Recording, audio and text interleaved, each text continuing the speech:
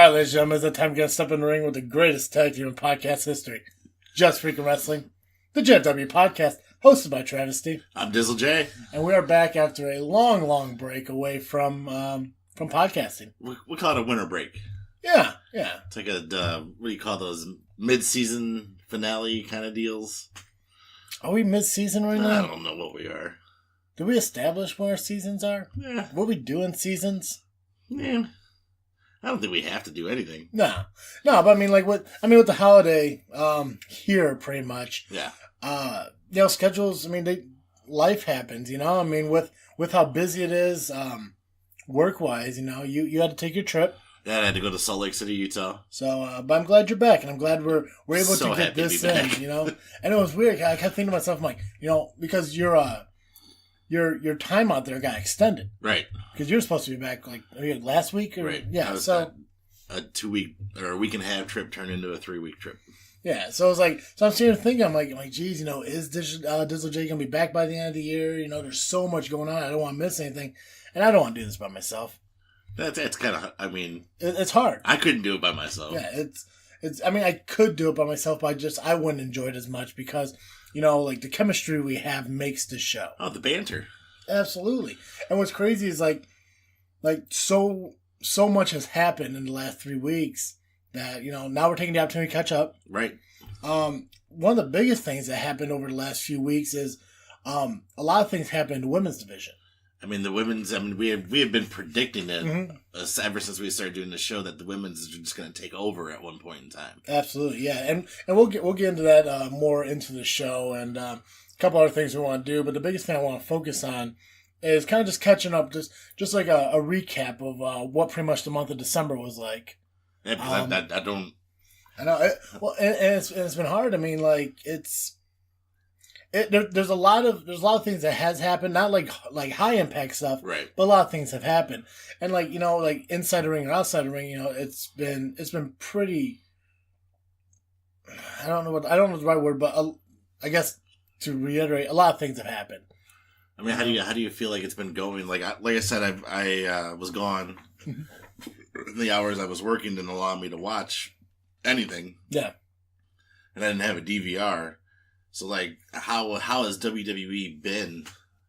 Do you feel like it's getting better? Is there a better story process coming along? I think where they're at right now, I think there's kind of a lull for it being the end of the year. I know they're still working that huge, Kevin Owens, Sami Zayn, Shane McMahon, Daniel Bryan angle thing, especially from the last pay-per-view. Which I did hear about that. Yeah, Sami Zayn, Kevin Owens, careers were on the line. WWE did this goofy storyline with having 2 referees in the ring. Claiming that it's never happened before. And that's true. They never had 2 in-ring referees. They always had, an enforcer outside that always somehow ends up interfering. Right. But, when you stick those 2 guys in the ring, something was going to happen. But so who's going to be the heel then? Who's going to... Well, see, and that's the thing that was weird, because, there's a lot of people out there saying, this is Daniel Bryan's time to turn heel, and other people saying, if anything, Shane McMahon's going to be that heel turn. They're expecting that kind of surprise. But the way it turned out, with, Shane McMahon going for the 3 count and stopping at 2 and costing Sami Zayn to win, to Daniel Bryan doing the fast count, and to me, it looks like a justification of, what was going on. Right. And I know Daniel Bryan, he plugged that, he did that promo on this past Tuesday SmackDown saying the reason he did the fast count was to save Shane from himself. I don't that doesn't look like the case to me. How I read it was Daniel Bryan was righting it wrong. Right. Because Sami Zayn should have had that roll up, should have had that victory. I don't know what the plan is for the future. It looks like they're trying to either do a Daniel Bryan versus Shane McMahon match at WrestleMania. So you get almost like a Masters of the Indies versus Masters of the WWE kind exactly, of deal. Yeah. And yes and no, because when you look at Shinsuke wasn't really part of that. Are you putting Shinsuke and Randy Orton in that? I'm not putting Randy. I wasn't necessarily saying Randy Orton and Shinsuke. More Shane, and then whoever he decides, because Shinsuke is obviously from New Japan. Yeah. which I don't even know if you would consider that independent wrestling, because I don't think I do. Well, so if you were to put a line between indie and WWE, what companies fall below the indie line and what fall above the indie line? I think you'd have the New Japan, Ring of Honor, and Impact have to be considered professional. So they're not. You don't see them as indie. I see them as that's where you want to be. You want to be in obviously one of these bigger organizations to make the money, get your name out there, and to me, that's where they're making. Some of them are making more money in Ring of Honor than they did with the WWE or anything. Well, yeah. I mean, Cody Rhodes is a prime example. I mean, right. he went on record saying that he makes more money now than he ever did in WWE. Right, and they're talking about putting on a big ass show, and they're deciding between LA, Chicago, and New York for a Ring of Honor arena show. They'll probably be Vegas. They'll probably try to do Vegas instead. I mean, everyone goes to Vegas. I mean, that's where most of the high champion boxing matches go. True, but I think when you look at like wrestling lore and stuff like that, New York and Chicago would probably have to be the two of the biggest cities. Yeah, from hearing interviews and other podcasts, like wrestling podcasts, like Stone Cold's, Edge and Christian's and all that, you always hear them talk about how they love Chicago because Chicago's a wrestling city, and there's always a huge pop when ever wrestling comes into town. But I think where New York and LA kind of fall into being a more logical because it's more populated. It's more of a central hub. I think you get a lot more international. Because if you do LA, then you can pull guys from China and Japan and overseas from New Japan. So it'd be easier to get. And then, what else? New Japan's Wrestling Kingdom? Is it New Japan's Wrestling Kingdom or is it just Wrestling Kingdom? It's wrestling. I don't think they call it New Japan Wrestling Kingdom, but it's called Wrestling Kingdom. I think New Japan does put it on. And that's another thing that happened, this whole Kenny Omega, Chris Jericho feud got more involved. After Kenny Omega had his match a few weeks ago and, Chris Jericho put his promo up there, like he, kind of did like when he originally challenged him. Lights go out, promo goes up, but as soon as the light comes on, there's Chris Jericho standing in the ring, and he not only took out Kenny Omega, but I think that was the GM that was in the ring with him. They took out too. Really? I know. Like they're talking about how that was a friend of his, and I didn't do a lot of digging into that whole scenario. But yeah, I mean, he made an impact, and he took out Kenny Omega. I kind of liked the after WWE Jericho look, which was similar to the WWE Jericho look, but there's just a little something more edgy about it. I don't know if it's that he grew out the hair more. You saw it edgy? I saw a little more edgy. See, he looks more Steven Tyler to me now from Aerosmith. Steven Tyler. Well, he does have Fozzy, so. Yeah. I love, and that's the thing too, like the song Judas that Fozzy plays, I love how he's using that as an indie theme song. Is he really? Mm-hmm. That's awesome. And that was another thing I was kind of curious about too, because I mean, a lot of people talk about how, with Jericho doing this, it's supposed to be like a promotion aid from WWE, to kind of do a cross brand thing, with Jericho's being a WWE guy and Kenny Omega being a New Japan guy. You would think that, maybe he could have just used, his WWE theme song within it. I had heard he's not under contract anymore with WWE. Oh, he's got to be. You think so? He's got to be. They haven't mentioned him in WWE from what I've seen. There may have been stuff that I missed. They don't mention Neville. Well, I think Neville's on his way out too. Yeah, that's another thing too, and that's going to fall into the rumor talk we're going to do here later on. But I mean, if he's not, then I mean, that surprised me because I thought this was kind of like a cross brand thing to not only kind of boost up New Japan, because I know New Japan and WWE have some kind of unspoken partnership. They've throughout the years they have switched back and forth, and they've brought in different people. Shinsuke Nakamura as the latest example I can think of. Yeah, AJ Styles too, but Finn Balor. The Anderson and Gallows, but yeah, I mean, and so that's why I always saw it as. But I also saw it as a potential to work with Kenny Omega, see how he really is, to maybe just Chris Jericho reporting back to Vince saying, "Hey, Kenny is the guy." Right. Yeah, and that's how I always saw it. Like I see it, and like, and not to take away anything from the Wrestling Kingdom or this title match, to me it seems like a tryout. It seems like, I think that's what Jericho's position is now in the wrestling world. It's like, let me wrestle these young guys. Let me see what they got. If we can do something with them, I'll get them to the WWE or whoever he may be working for. Mm-hmm. If he ever shows up at Impact Wrestling, I don't know. I wouldn't support that decision. No, he's best staying out of there. But I mean, and that's another thing too. Is like, I mean, Impact has a lot of talent that I would like to see come over to NXT, like EC3. I saw that Rockstar Spud. He signed with that E. Yeah, I saw that too. That was a little bit shocking. I have heard rumors about EC3 though. I think you showed me a rumor thing that we're going to talk about. Mm-hmm. I think there was another one that I was reading that they were talking EC3, James Storm, somebody else. I don't remember who else. Yeah, I know they say that James Storm's like the inevitable one, like the one that definitely can come over. I like James Storm. I like his character, and I hope if he does come over to WWE, he keeps the same character, kind of that beer drinking cowboy. Because I know, like when they brought, like when he had his tag team, America's Most Wanted, right, with Harris, I think it was. Wildcat, I think. Wildcat, yeah. Like, I mean, they were both like kind of like, country boys and everything, but when he came over here, they kind of like lost that.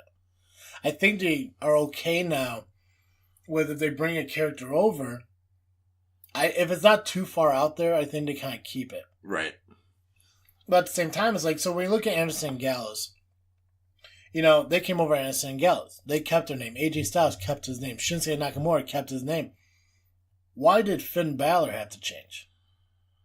I think Balor may have been well known, but AJ Styles probably had a better lawyer. And that's the thing, like, and it's not saying anything that bothers me right. anyway. Like, I like the Finn Balor name, It was weird to me, like, when I thought about that, like, the other day, it's like, like, these guys come over, but, Eric Young and Bobby Roode, Drew McIntyre came back, but, he was Drew Galloway in TNA Impact, right. But he was Drew McIntyre when he first got here.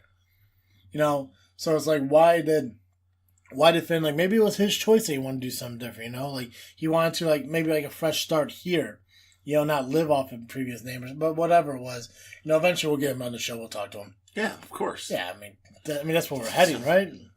So, but, yeah, and another thing that kind of came up that, like, I don't get why it is, and it's nothing, and it's no disrespect to who Kane is, because he's been around for, almost 30 years, but how do you feel about Kane being put in a title match, a universal title match at the Royal Rumble? I feel like that I don't want to see Kane in that match, but at the same time, I think if Kane's going to go out, Kane needs to go out big. If he's going to retire, I know he's got a Legends contract now, he's got to do certain matches, but I just don't see him keeping up with Brock and Braun. No, he's almost kind of like at that Undertaker point in his career where he's not as mobile as he used to be. No. And especially like with, coming up next year, when Kane has to stop being Kane and needs to start, politicking as Glenn Jacobs for his, right. his mayor, election. I mean, like, this is, you're looking at the opportunity to, like, unless you're going to give Kane the title, there's no point in him being in the match. See, and I don't see Brock losing the title until maybe WrestleMania. Yeah, I can see that. I don't want Brock at WrestleMania. No, well, I don't want Brock anymore anyway. Yeah. And that was maybe the only other alternative I could think it was. Like, maybe the only reason Kane's in there is so Braun Strowman pins Kane. And not Brock Lesnar. So Brock Lesnar doesn't lose his title by being pinned. He loses his title by Braun Strowman pinning Kane. Or, they have Kane win the title and Kane holds it until, February or whatever when, I think it's Roadblock. Yeah. That he's coming out. So, he holds it until Roadblock and then loses it to Brock Lesnar. And then Brock Lesnar, goes on to WrestleMania. But the problem is now is you put Braun Strowman in this title match, you take him out of the Royal Rumble. Right. So, the only way he's going to be in WrestleMania is if he has a low-card match or he's the champion. Because he loses the possibility of becoming, being part of the Royal Rumble. And that's another thing that I'm not, super excited about, and I love the Royal Rumble. It's one of my favorite pay-per-views because of that. And especially exciting because, it's going to be the first Women's Royal Rumble coming up. But, you have Braun Strowman who can't be in the Royal Rumble match because he's going in the World Title match. AJ Styles can't be in the Royal Rumble match because he's the champion. And, those are my two favorite guys right now in WWE, and neither one were going to be in the Royal Rumble. Well, I mean, Braun can still be in the Royal Rumble if they do the match before the Royal Rumble and he loses. He can still turn around and be in the Royal Rumble. Or insert himself into the Royal Rumble because he's Braun. I don't see AJ losing the title anytime soon. No, I mean, no way he can lose it now is if he loses it on SmackDown. Right. And then what he's going to do, lose it to Jinder Mahal by interference and shit? Just so he could go into the Royal Rumble and then win so he goes to WrestleMania, has a championship WrestleMania moment? If you do that, then you're putting Jinder Mahal in the WrestleMania main event. And, no disrespect to Jinder Mahal, he's a great main event champion, but not a WrestleMania main event champion. I think Jinder has come into the championship. They say the man makes the championship, and I think that he stepped up when given the championship, and he's done a decent job. His matches have been good, but I don't, like you said, I don't see him main eventing WrestleMania. No, it's fine, if he's WrestleMania or if he's main eventing even Survivor Series, even though, one of the big four, Survivor Series is fine. Right. If he goes into a main event title match, a Royal Rumble, that's fine too. And even all the other small ones throughout the year, Hell in a Cell. What was the one that just happened? It just happened. Clash Champions? Yeah. Stuff like that, that's fine. But WrestleMania is WrestleMania is set for the top guys in the business. And yeah, maybe, he's the top guy in WWE, but that's because he's the top guy in WWE because WWE wants him to be. Right. You need to find the people that the fans want to see. And what the fans want to see, the WWE's not really doing all that. They're not pushing Finn Balor. People are saying that Finn Balor is the next Dolph Ziggler. He has the talent, but he's not getting the push. I've heard that. I've also heard that he's going to 205 Live. I hope not. I hope not either. But especially after his little thing with Hyoto Itami. I know I'm not saying Itami's that. Right. I can't. I don't even. We'll just call him Itami. Itami. And that sparked the rumors of even more of him going to 205 Live. If they put him at 205 Live, he will run out his contract and go back to New Japan. Because you don't put Finn Balor on the WWE network and that's it. No. And give him the SmackDown. Something. I mean, he was the first ever Universal Champion. That has never had another crack at it. Yeah, obviously you had a plan for him, and go back to that plan. Get him back in there. If I'm hoping that he wins the Royal Rumble because I think he deserves to go to WrestleMania and get the Universal title match back. I would love to see him beat Brock. Oh yeah. But I want Demon. I want full on and I want the super entrance. I don't know what they would do for him, but he can't crawl down that whole walkway. Well, no, but they need to find something for him. No, they took Bray Wyatt away from him because they're giving it to Matt Hardy. Right. They're just kind of just in a lull with him, and it sucks. It's just like with Shinsuke. They brought Shinsuke up. Everyone loves Shinsuke, but now you have nothing for him, so you pair him with Randy Orton. Which I don't mind that pairing. I don't like it because what it reminds me of the promo Triple H shot years ago, 2003, 2004, when Shawn Michaels came back, and then they did the whole DX reunion, not the PG DX reunion, but the DX reunion, where they came out, did the intro, and then he pedigreed him and turned on him, and he had that promo, and he told him, he used Shawn Michaels to get to the top, like Shawn Michaels used him to stay at the top, and that's kind of where I see Shinsuke and Randy Orton. they're using Shinsuke to keep Randy Orton relevant, just like they're using Randy Orton to kind of keep Shinsuke, like, keep rising. Yeah. It's just like, and I don't like, Shinsuke has so much potential to be his own guy. Give him a mid-card opportunity for the time being, at the U.S. title, and then work towards the world title later on. Potentially maybe even facing, AJ Styles, which everybody wants to see. Mm-hmm. Yeah, absolutely. I mean, why not? But also with the U.S. title, I mean, Dolph Ziggler won at Clash of Champions. I heard.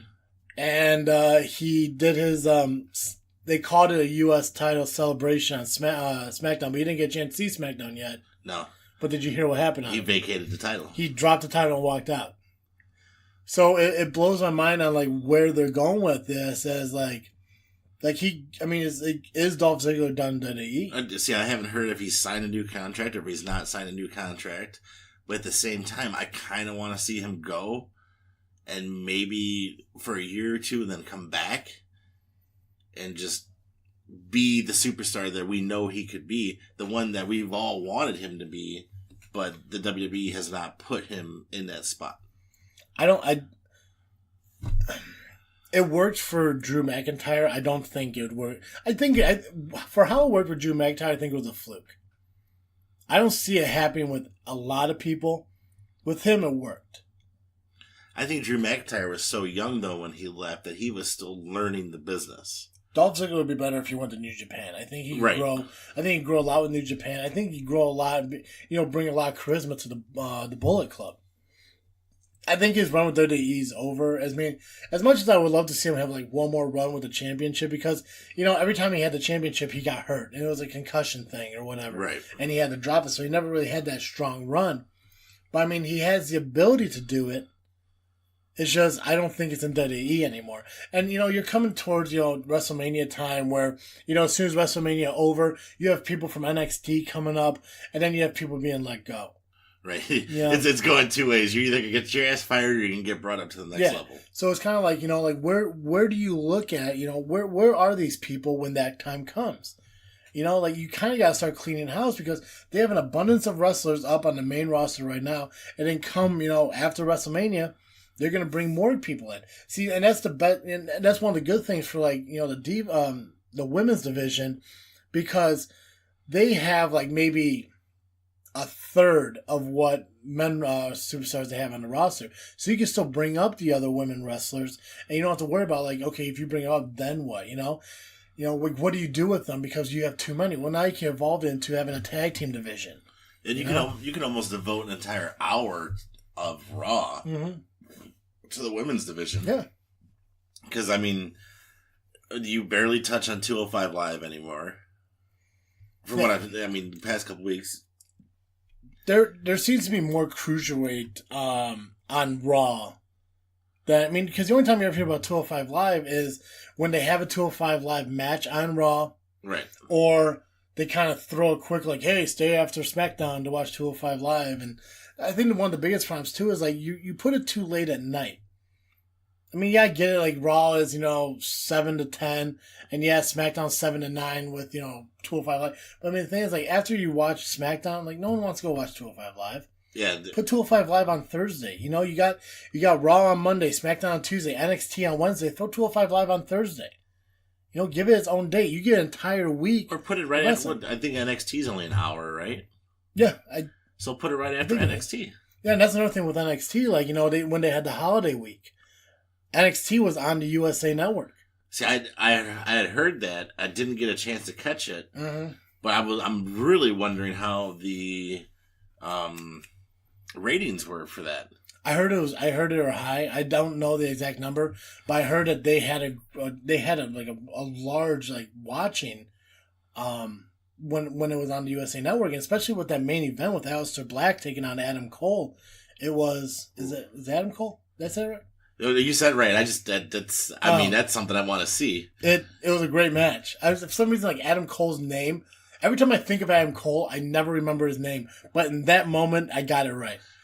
I don't know why, but Aleister Black versus Adam Cole. It was a great match, and not only that, the rest of the Undisputed Era was banned from ringside. So his, the two partners he has weren't at ringside. So it was literally a one-on-one match.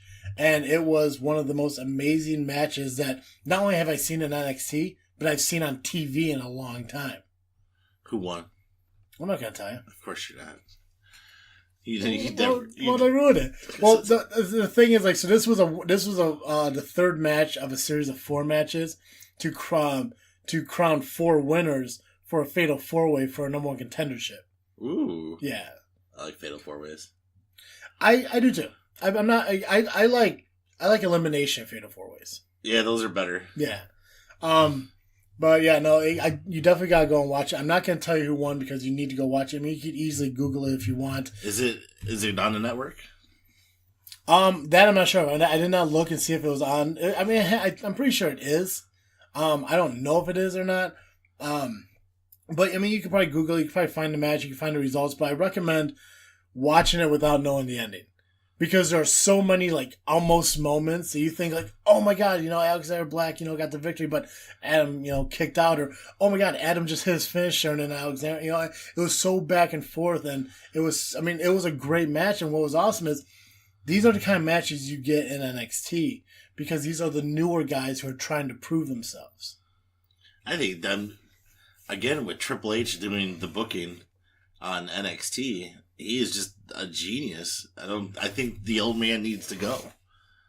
I think they just need to let Triple H run it. Yeah. At least one of the shows. Give him Raw or SmackDown. I'm sure he can handle doing NXT also. But if you do that, then who runs NXT? Triple H can't do NXT and Raw. If you do that, then you ruin NXT because who's going to take over and keep the same idea? Shawn Michaels. He'll turn into church. But okay. So the last thing I want to talk about that came up over the last few weeks before we get into our next segment here, Woken Matt Hardy. I've seen so. Obviously, I told you the past 3 weeks, but I saw this past Monday Night Raw. Yeah. And the go between him and Bray Wyatt was just absolutely amazing. I thought it was the funniest shit ever. The best thing I've seen out of it so far, because I didn't really watch any Broken Matt Hardy in TNA. I've been so out of the loop of Impact Wrestling for so long. I think the last time I watched it, I think Bobby Roode was still there. So it's just I mean, after AJ left and all that stuff and everything started like falling apart, I just did not enjoy watching it anymore. So I haven't seen it since Global Force came over, so I don't know any of those guys. But I never watched any of the Broken Matt Hardy stuff. I never watched the Brother Nero stuff. Or Nero? Yeah, Brother Nero. Okay, so I didn't see any of that stuff going. So if this is how it was then, I'm really excited to see what it does. Because this is the only time like Matt Hardy like succeeded in singles competitions when he either did the Matt Hardy version 1 or he's doing this Broken Matt Hardy. If he wasn't doing one or the other. Like, I mean, I know he had like a singles run in TNA years ago when he had dreadlocks and he was part of the Millionaires Club or whatever the fuck it was called. The whole like Hulk Hogan. Oh, I can't remember. Fortune. No, Fortune was the Four Horsemen revival. This was a different one. I don't think it's called the Millionaires Club, but because the Millionaires Club was in WCW. Gio, if you remember the name of it. Let me know. I'm not going to look it up because I'm going to trust you tell me. But yeah, I mean, he had that. It didn't work, but what he did now, especially with having his wife being part of it, was pretty cool. So I'm hoping to find a way to do that again, like maybe bring his wife over and be part of that, and what they're going to do with it when Jeff Hardy comes back. But for the time being, these promos with Bray Wyatt, it's awesome. It's because it's not even like you can't even look at it as good versus evil. It's crazy versus crazier. Oh yeah, and people are fighting to be the crazier. Well, what's crazy is like. Same with Impact for me. When AJ left and all that shit started going on, I stopped watching. Mm-hmm. Then I started hearing about the broken Matt Hardy gimmick, and then I started watching again.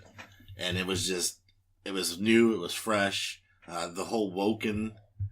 If he does the same thing, or relatively close to what he did in Impact, is going to be freaking amazing and kind of weird.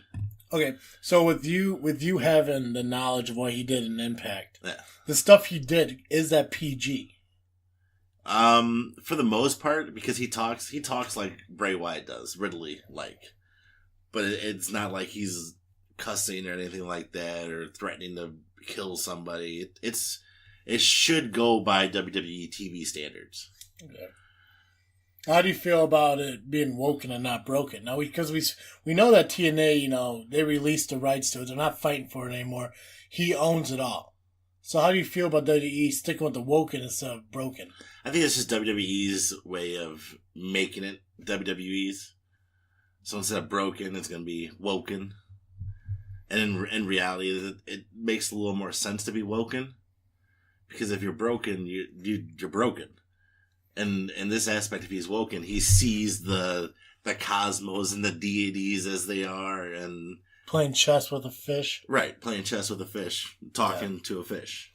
Yeah, I'm happy. I'm happy he's doing something different, and it kind of gives him something to do until Jeff Hardy comes back. And who knows if Jeff Hardy comes back, if they're going to go back to tag team or what they're going to do. I mean, it took a while for the whole Brother Nero thing to kick in.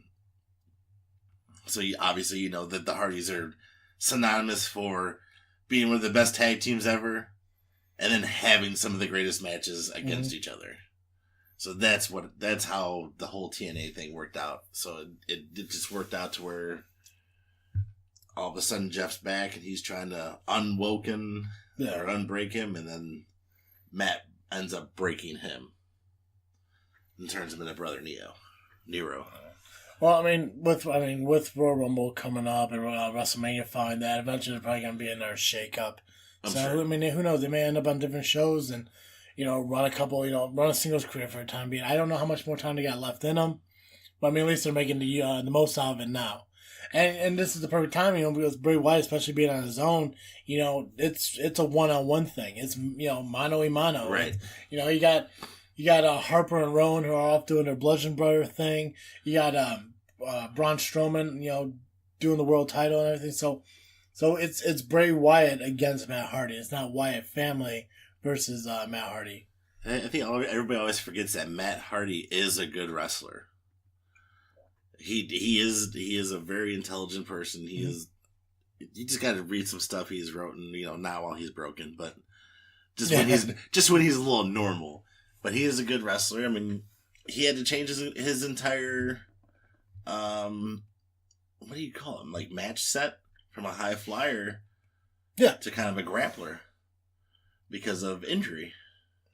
Yeah, I believe one of his knees or something. Yeah, and he did that well. All right, so I wanted to talk real quick about this article I found on Facebook from thesportster.com.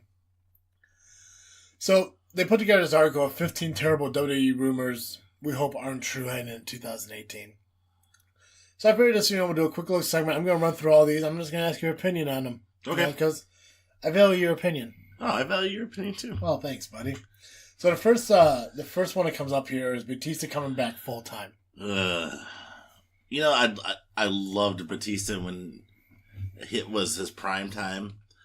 If he comes back full time, I'm hoping it's not like a Brock Lesnar situation where they just give him a championship and let him run with it. Well, and so that's the thing too. So it was a different article than this.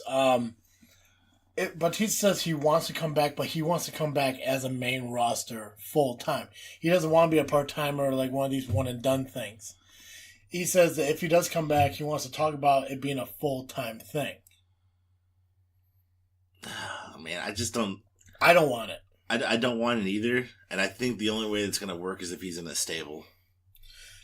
I mean, if he was part of some kind of group, then that would work.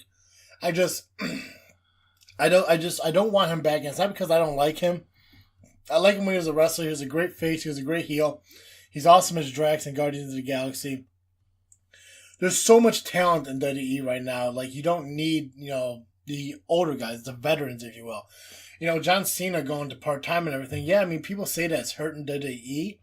But, he's given opportunities to other people. I was going to say, I don't see Cena going down part-time as hurting the WWE. I think it's going down to he respects his spot in the company now, and he knows he's not going to be able to do it forever. And you're right, because these guys are coming up. Oh, really? So Triple H facing Braun Strowman at WrestleMania. I don't want to see it. No. Now, there was the previous rumor about Triple H facing Kurt Angle at WrestleMania. That I wouldn't mind seeing. That I would like to see. It better not be a fucking main event. But that's something I wouldn't mind seeing. But with this rumor and everything, so if this rumor ever becomes true, if Triple H does face Braun Strowman, then you can only assume that Braun Strowman is not going to be champion of the Royal Rumble. Or Triple H, allows himself to win another fucking Royal Rumble. So I don't want this to happen. I get that, I don't know. I don't think it's an ego thing with Triple H. I don't think it's because he wants to stay relevant. I think it's because he knows how to work and he wants to work with the younger guys. But if you want to have a match with Braun Strowman, do it at Roadblock. Don't do it at WrestleMania. Yeah, dude. I mean, have a special edition Raw or something. I just don't. I don't want to see it. I don't think there's anything. Strowman should just be able to run through Triple H, and that's pretty much how that match should go. Yeah, and that's the thing. Ever since what happened in Survivor Series and what happened the following Monday on Survivor Series, nothing has happened since. Right. Triple H hasn't shown back up. Braun Strowman hasn't given it a second thought. Even Kurt Angle and Stephanie McMahon seem to get along. So I don't know if this rumor would be true. If it is, I think it would be a poor choice. Dean Ambrose turning on Seth Rollins. Okay, I like this. Only because after what happened this past Monday. So, Ambrose got injured Monday night. His elbow, yeah. And it was technically Rollins' fault. So that at least they had that swerve going into it. And these guys have put on amazing matches. Yeah, but do you want Dean to be a heel? Yeah, I'd like to see him run with it. I think he's the only... he hasn't really been a heel yet. No, I Roman ain't gonna go heel. No. So it's just one of those things if it was to happen, win. Because they really haven't gotten off on the best foot with the Shield reunion. After Roman Reigns being out with illness, and then also Dean now Dean's injured and everything. So obviously it looks like the thing that the Shield reunion is gonna have to come to an end. It's just not working out, and they're just dragging it on way too long. Right. Seth Rollins had his match on Raw. He didn't even dress in his Shield gear. He dressed in his normal attire when he took on Kurt Angle's kid. Jason Jordan. So it's I think the Shield idea was great, but unfortunately, the timing was horrible, and now it's just dragging out where they're rarely ever doing stuff with it because all three of them aren't there at once. No, they keep doing singles matches, and they don't come down like they used to when they were the Shield, where it'd be all three of them come down. Yeah. And then it just, it's cool, just doesn't have the same magic. So you think it'd be a good thing? I think it'd be a good thing. This one isn't too much of a rumor because, it's obviously happening, but John Cena's reduced schedule due to potential big acting roles.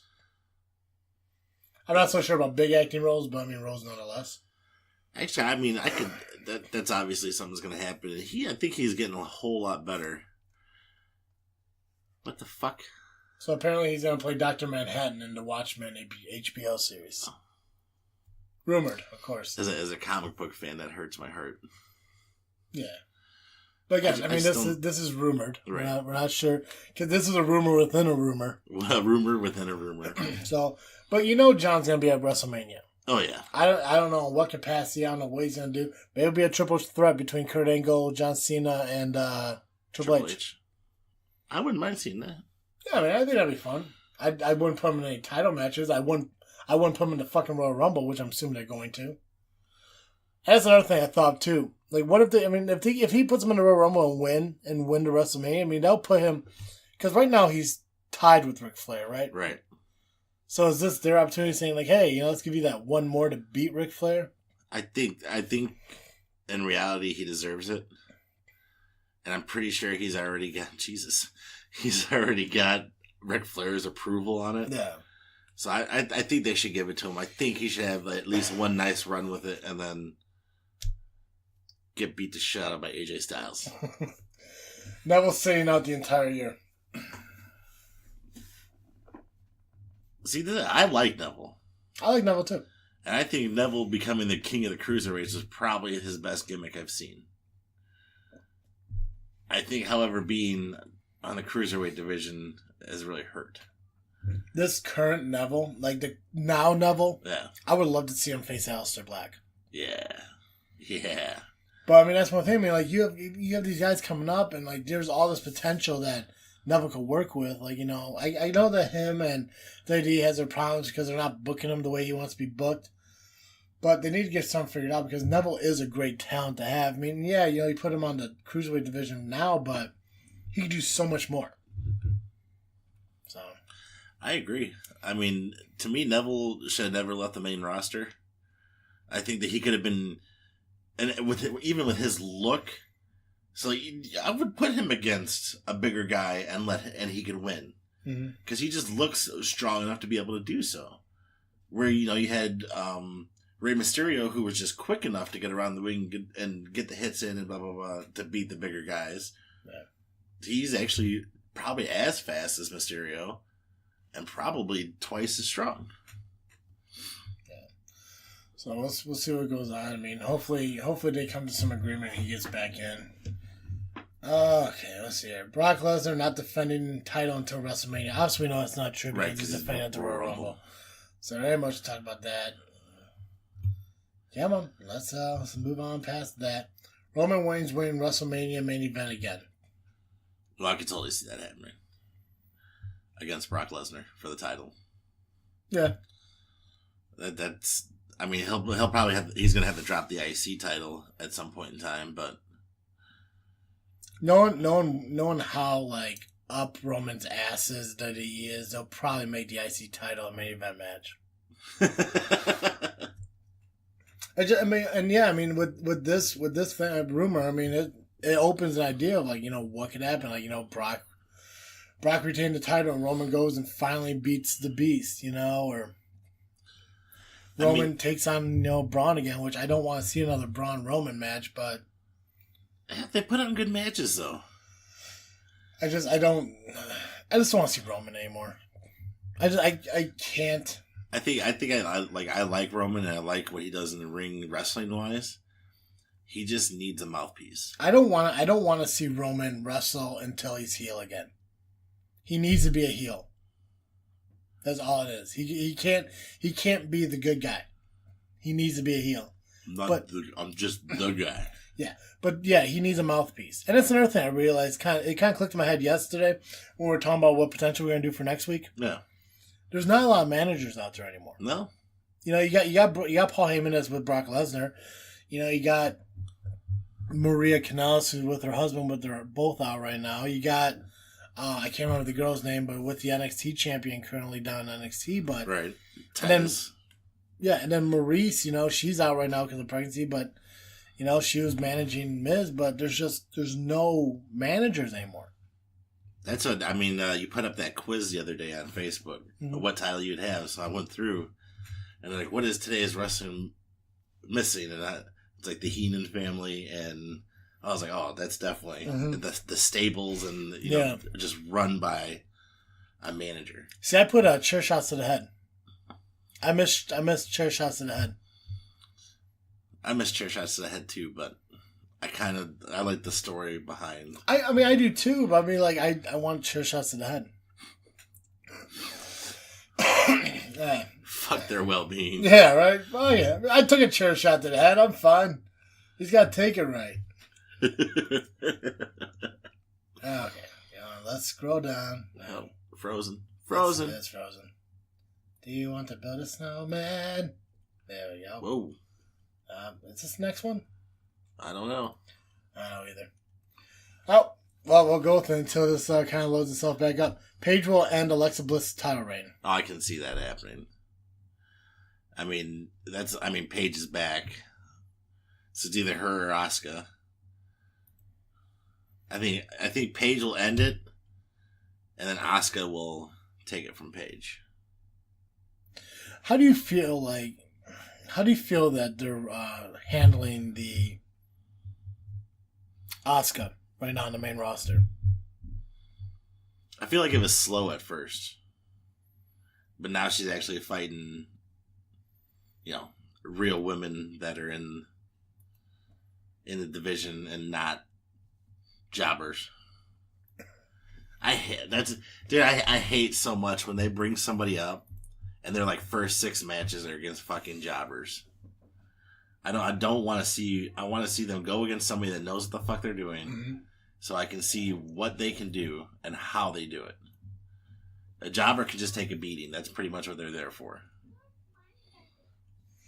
Yeah, I know like a lot of people are talking about how, like, they weren't so happy with how like she was dominant for so long in NXT, but she went up against Alicia Fox and Alicia had so much offense against her. Well, I think that the difference being is NXT is kind of that, I want to say rookie level, but comparatively rookie level. So now when you come to the main roster, these women have the know-how, the power, and the veteran instincts to work the ring. Yeah. But when she fought Ember Moon... I like Ember Moon. Yeah, Moon had a lot of offense against her too, though. Yeah. I can see Ember being one of those who get moved up after WrestleMania, but at the same time, I mean, like, are they going to have her title reign be that short? But one of the... with all this loading and stuff on this awesome quick computer, it went past the whole like no Royal Rumble match for women, but we obviously know that's not true either because they made the announcement, and I think it'd be dumb for them to take it away now. And so I think if you're gonna like we keep saying, if you keep pushing ahead with this your women will main event WrestleMania. I wouldn't mind seeing it. I'm okay with it, and. Well, we'll get to that when we talk about the women, because I have a statement about that that's kind of true. Kurt Angle having a WrestleMania match. Here they're showing a picture of Jason Jordan. If they do that, that would be dumb. But they do mention a lot about, Triple H. And that I think that was the thought that everyone had from when he came back. That's where I thought it was going to go. Triple H versus Kurt Angle. Again, I'd like to see that. Maybe not at WrestleMania, though. And it better not be a late match. It better be an early match. Well, from what it's saying here, they're saying that Angle's reportedly faced Triple H at the Royal Rumble, where he's going to lose because Jason Jordan's going to turn on him, causing a Angle-Jordan match at WrestleMania. I'm okay with that being a pre-match or a pre-show match. It won't be. It won't be. I don't want to see...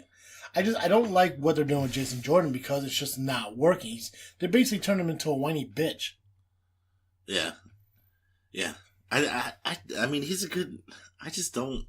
Something about him I don't like. No. He's very athletic. I think he'd be a great wrestler. He just whines. He doesn't have... And I'm not a big fan of the wrestling singlet thing. So, I mean... he just wears the trunks now. Yeah, same thing. Shelton Benjamin, yeah, no. Shelton Benjamin makes it work. Because of his wrestling. Because you know him as a wrestler. When he was doing the World's Greatest Tag Team with Charlie Haas, they got away with wearing, the singlets or even the wrestling, and they weren't even, trunks. They were, literally the bottom half of a singlet. They came in as a wrestling tag team who knew amateur wrestling and made it work. Oh, yeah. Chad Gable and them, they're great single, but they need to get away from... I was an amateur wrestler. It was I don't give a shit about that anymore. They did that already. I think they should have left American Alpha be American Alpha a little bit longer. Yeah. I don't know, some advertisers there somewhere. New Day splitting up. I hope not. I hope so. See, I think the best thing for New Day would be to turn heel and just run roughshod, collect all the titles, fucking like Heenan family style. Just get as many titles as you can. Technically, you get 205 Live too. The only thing I want the New Day to stay relevant with is if they create a new Nation of Domination. I'd be down with that. If they get together with Titus O'Neil and Apollo Crews. Yeah. They get together with them. I think that'd be great.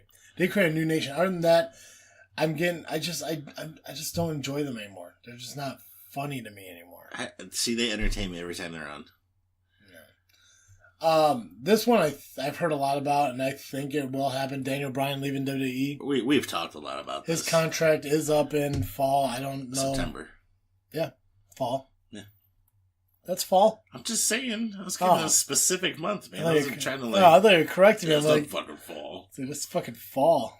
I mean, one of the douchebags thinks it's still summer. It's not? I've heard a lot. I mean, there's been like so many different rumors about it, and that's one of the bigger things I love about wrestling is that, you know, there's a rumor and a lot of people run with them, or a lot of people create a different one. I mean, I heard something about like Daniel Bryan. The only reason he's growing his hair out again is he's gonna have a hair versus hair match down in Mexico after he leaves WWE. I've heard that one. Really? I heard that Daniel Bryan is willing to go to Independence and wrestle there because WWE won't let him. But then I've also heard that, you know, Daniel Bryan could potentially have a match in WWE because WWE wants to keep him there, and they want his match to be in WWE. I've also heard that there's been other doctors who have come forward and saying, because, he did have those brain injuries, but the amount of time he's been off and not doing anything, those injuries should have healed. Mm-hmm. I think if they do, I think if Vince finally says, hey, Daniel, you're going to wrestle, it's going to be against Shane McMahon. See, that's what I kind of thought they were building to. Yeah. And that'd be one of the things that are perfect. Because, I mean, like, you know, if you face Shane McMahon, as long as it's not a fucking Hell in a Cell match, because Shane does not need another Hell in a Cell match. You know, just put him in a match where, like, you know, it's not a street fight, it's nothing like that. It's just a match, you know, and you just, you know, eliminate, you know, the potential head injuries and everything. Just don't go crazy with it. Yeah, I mean, he can't be doing no more suicide dives, no more jumping headbutt. I mean, you watched that match I put up for Pick of the Week, right? Mm-hmm. You saw how he landed on the outside of the ring that one time, and that was just brutal. Yeah, and that's the thing. Like when it goes to Independence, you know, it's like, you know, it's all or nothing. Or I'm sorry, Ring of Honor, Independence, New Japan. I think at that time, Ring of Honor would have definitely been considered. But like anything not WWE that everyone's so cautious of, you know, like they just, you know, it's all or nothing. They do it for the fans. Exactly. Ricochet joined the Cruiserweight division. This is something we both have touched on. Mm-hmm. Ricochet also being Prince Puma from Lucha Underground. I don't know about the Cruiser division, though. Is he a Cruiserweight? Oh, yeah. Oh, yeah. Yeah? Are you talking about, like, skill-wise or weight-wise? Well, I know skill-wise, he's a luchador. Yeah, I mean, I don't think he's more than 205. But I can see him going over there, you know, to help work 205 Live because of his ability. But my question is, does he start out in NXT and go to 205, or does he go straight to 205? I'd bring him straight to 205. That's what I would think. Because there was also talk about Ivelisse coming over. I heard that too. And they were talk that they'll just push her right through to the main roster. Not even NXT, just push her right through, yeah. Because they dropped the ball with her last time? Yeah, well, I think she was part of that whole, like, build the mod thing. Yeah, so this might be their way. I mentioned this earlier, Finn Balor being the new Dolph Ziggler. See, I just can't. This is probably one of, you know, if AJ Styles is the top guy in wrestling today, this guy is number 2. Mm-hmm. Definitely as far as WWE goes, if not worldwide. Yeah, I think the only thing that he has against him that maybe in Vince's eyes, and this isn't my opinion, isn't my opinion on him, it's my opinion on what Vince sees in him, right, is he's a small guy. Yeah. I mean, at the same time, yeah, they gave Rey Mysterio the championship. I think they really gave him the championship because of Eddie Guerrero. I think that Vince doesn't see him as a potential, you know, draw as a champion because of how small he is. It's like, how do you make him, you know, how do you make this guy, you know, able to beat John Cena, Braun Strowman, Brock Lesnar, you know, all these bigger guys who are, you know, because, I mean, but he's able to do it. Eddie Guerrero beat Brock Lesnar. Yeah. And in spectacular fashion, too, I might add. Mm-hmm. I just don't, you know, Vince is just stuck. Yeah. And that's my problem with Vince. Mm-hmm. Yeah, I think, and, you know, you know, you said before, like, you know, sometimes, you know, maybe better if he just stepped down. And I think when he does, and if he ever does, I'm assuming he's going to be the kind of guy who's like, hey, if I die, stick my head on a robot thing. Right. But I think with Triple H taking that over, I think a lot of these kids would get that push. Because, you see how Triple H works with guys in NXT. And I'm sure that, Vince and, Triple H do butt heads on that stuff. Oh, I'm sure they do. Last rumor we got here, The Undertaker has another match. I've heard so many rumors about this. Let the man go.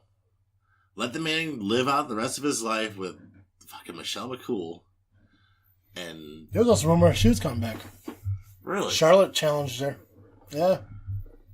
Now, if they came back together, that would be neat. But I don't think.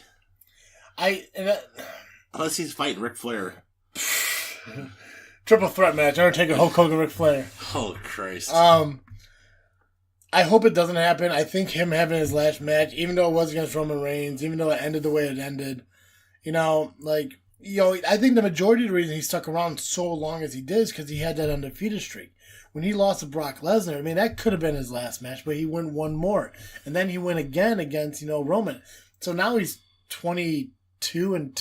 Yeah, something like that. So, really, there's no point. There's no more record anymore. That's gone. Yeah. He laid down his hat. He took off the gloves. Yeah. There's no reason for him to come back. But at the same time, it's and we're going to dive into, the Hall of Fame stuff when it gets closer to it. We'll probably do it in February. Well, actually, we got to do it pretty soon because they're going to doing announcements. They're going to start doing announcements. So we'll call it the first new episode of the year. They already have rumors on people who are going to go into the Hall of Fame. They have, they talk about Vader. They talk about King Kong Bundy. Was that rumored? Yeah. Those are the two names I've been hearing a lot of is Vader and King Kong Bundy. So I didn't hear King Kong Bundy. I heard Vader. I heard Goldberg. I heard Kid Rock going into the celebrity wing. But I did not hear rumor about the Undertaker. So that makes me think that they're leaving it open for another match. I think the Undertaker is going to be the last announcement. So if you're announcing, we all know how they do it. Every week they announce somebody new. You're not going to announce this man first. Why not? Because you want to build up to him. He's going to be the last one announced if he goes in next year. And he should go in next year. He should not have another match. I mean, more power to him. Huge Undertaker fan, okay? But the man's old. I'm sure he can still do one match a year. But I don't even want him to risk that to further injure himself in any way. Yeah. I love The Undertaker, but he's not The Undertaker anymore. He's Mark. Yeah. Yeah, he's let Mark go bang his hot wife and go home. Right? Go sell real estate and shit. He had a great run for 27, 30 years, whatever the fuck it was. It's just it is just what it is anymore. And I don't want to say he just needs to hang him up. I mean, he did enough, and close out the show. I want to talk a little bit about the women's division and everything that has pretty much happened with it. I mean, over the last few weeks, we had a lot of exciting things happen with it. One of the biggest things is Sasha Banks and Alexa Bliss having the first ever women's match in Abu Dhabi. See, and then I wasn't even aware of this until you had told me about it. I think that's amazing. Once again, I do believe that one day you're going to see a straight WWE women's show. I hope it does. I mean, if they put it on the dating network, that's fine. But I mean, what the women are, what other women are capable of now, and I say now because when we used to watch pay-per-views, Buffalo Wild Wings, Friends House, and stuff like that, we used the women's matches as smoke breaks. If it wasn't Trish and Lita going at it, that was a smoke break. Yeah, and I think the problem was because back in the day, they weren't looked at as competitors. They were looked at like eye candy. Right. Something to hey, look, But now they are competitors. And they still dress, the way they dress, sexy and all that shit. But they're still competitors. I think they don't go overly sexy. No. So, when back when Candice Michelle would have the boobs sticking out. Yeah, or Lita with her thong hanging out of her pants. They dress sexy. They dress powerful sexy. Yeah. They don't dress slutty sexy. Exactly.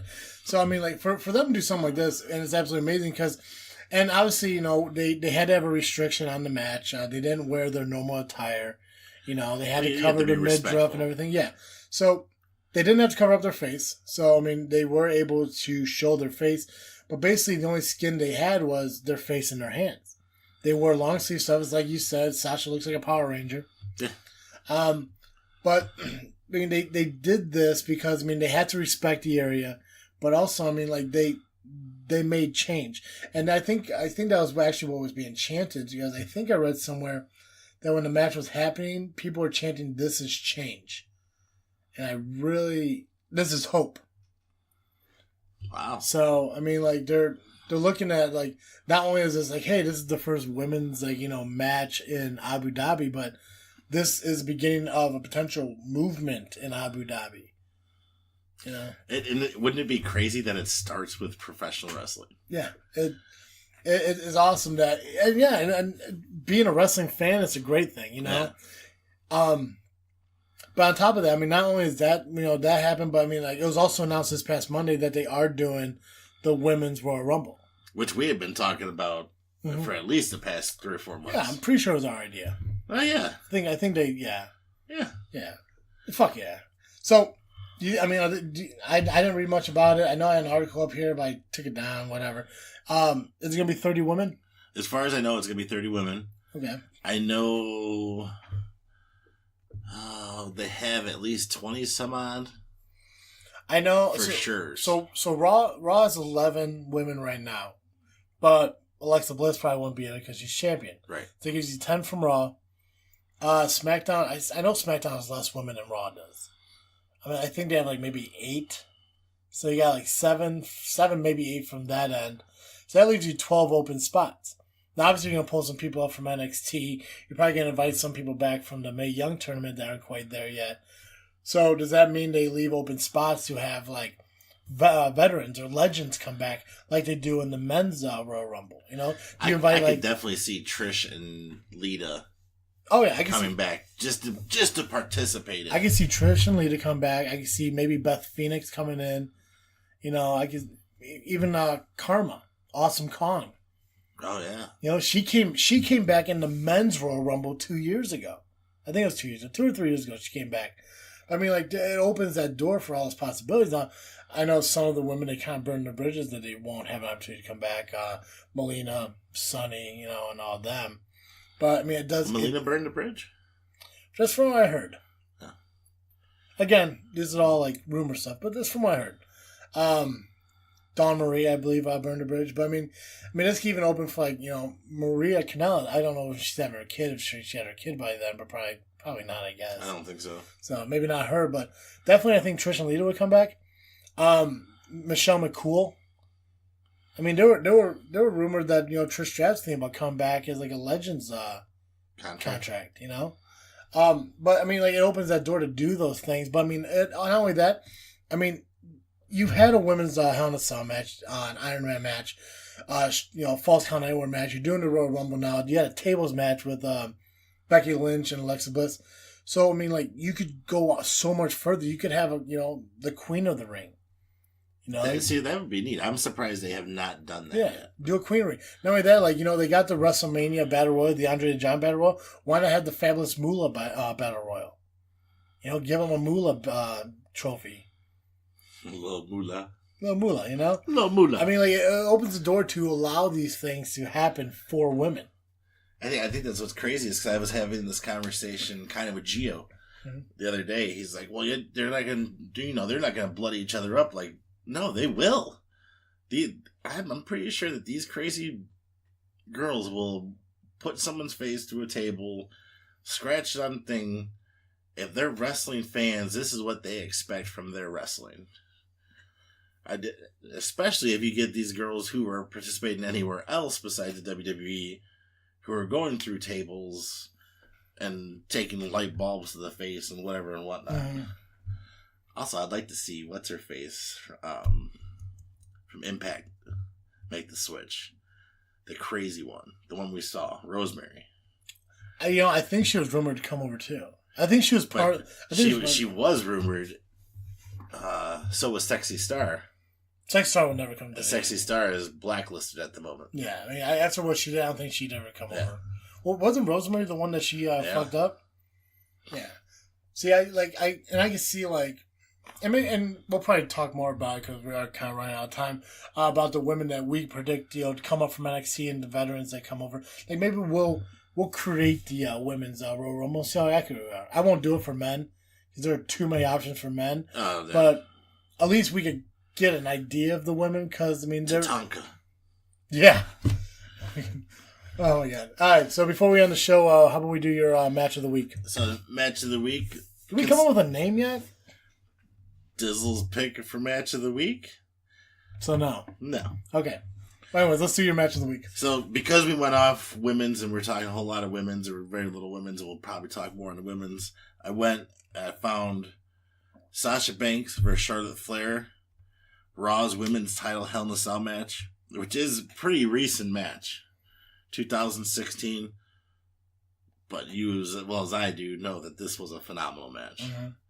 So, well,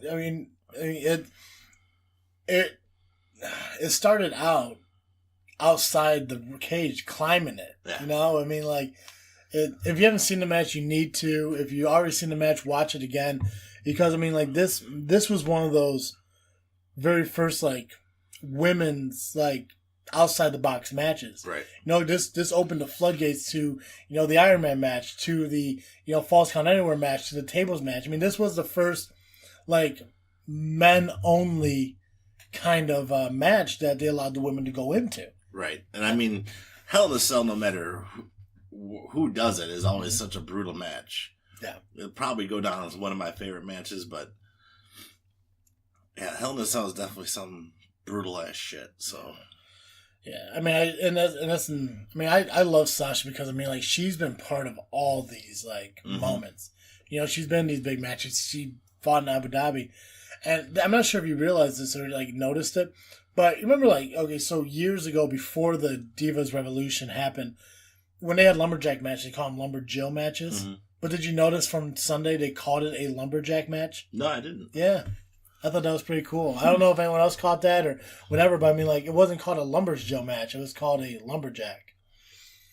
But yeah, no, check it out. It'll be posted up a little bit after this gets released. It'll go up tomorrow about 1 o'clock. So yeah, check the link on our Facebook page on Saturday. Check out this show. If you're not following us on Facebook, make sure you check us out at JFW Podcast. We're also on Twitter and Instagram, so just keep up with us and everything. We were gone for a few weeks, but we're back now, and we're just gonna keep this moving. Especially with the road to WrestleMania starting. We got a lot to cover. This is my favorite time of year. It's the perfect time of the year. It's like second Christmas. Yep. You got anything else? Nope. I think it's time to ring the bell on this episode. Perfect. As always, I am Travesty. I'm Dizzle J. And thank you for listening to another episode of Just Freaking Wrestling, the JFW Podcast. Peace.